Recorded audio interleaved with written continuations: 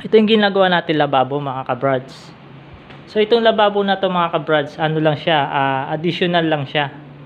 So kaya nakikita nyo yung walling nya, tiniktikan lang natin kasi na-finish na siya ng masilya. Ipinturahan na lang sana siya pero napa-additional sila ng lababo dito.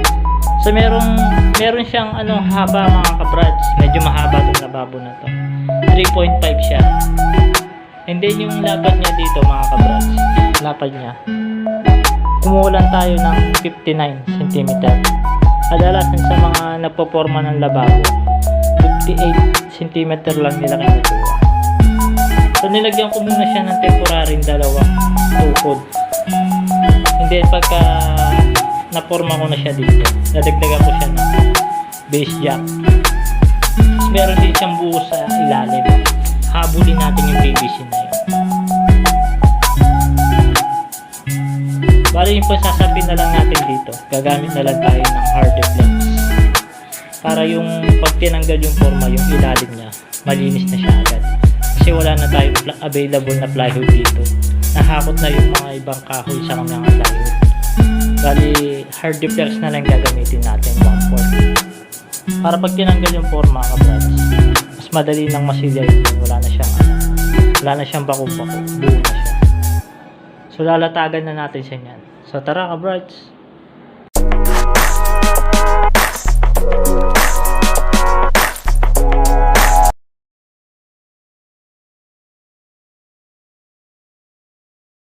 Ayan kabrads, habang pinapabarena na natin sa kanya, yung butas niyan may lalim na 1 inches.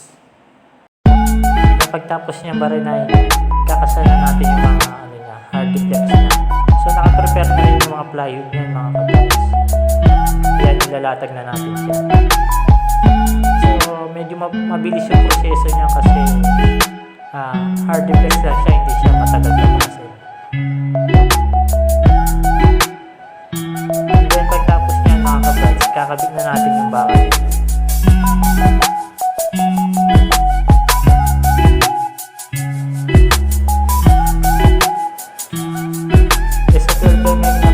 mm na bakal yung gagamitin natin dyan. Gagamit tayo ng apat na pahaba kasi ayun yung magbibig-big dyan. Then gagamit tayo din ng dyan ng 10mm. Ayan, nilalatag ko na yung 12mm. Bali apat yan yung mag-i-direct.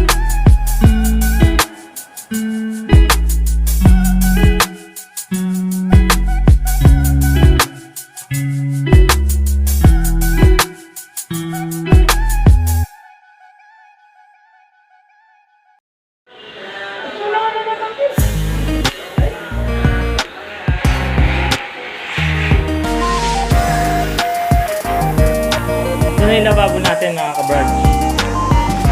So iwanan na natin yan mga kabrads, lilipat na naman tayo sa ibaba.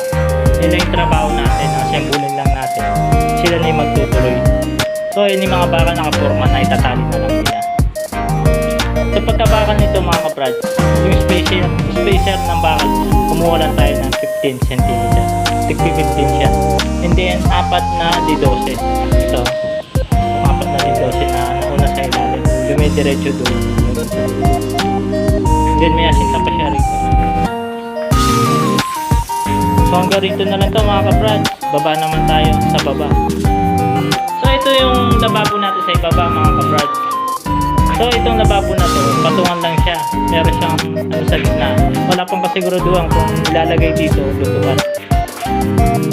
And then dito meron din siya. Ayan, may abang din siya. Puro lababo tong bahay na to mga kabrads. So ito, mas sinasabitan ng gamit. Then dito napakahaba ng lababo. Ayan, tinarbaho na natin siya kahapon. So paliligtawin lang natin yung yung pinakalababo niya. Pupormahin lang natin, and then sila na yung magtutuloy.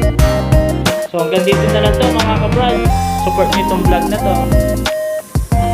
See you to next video.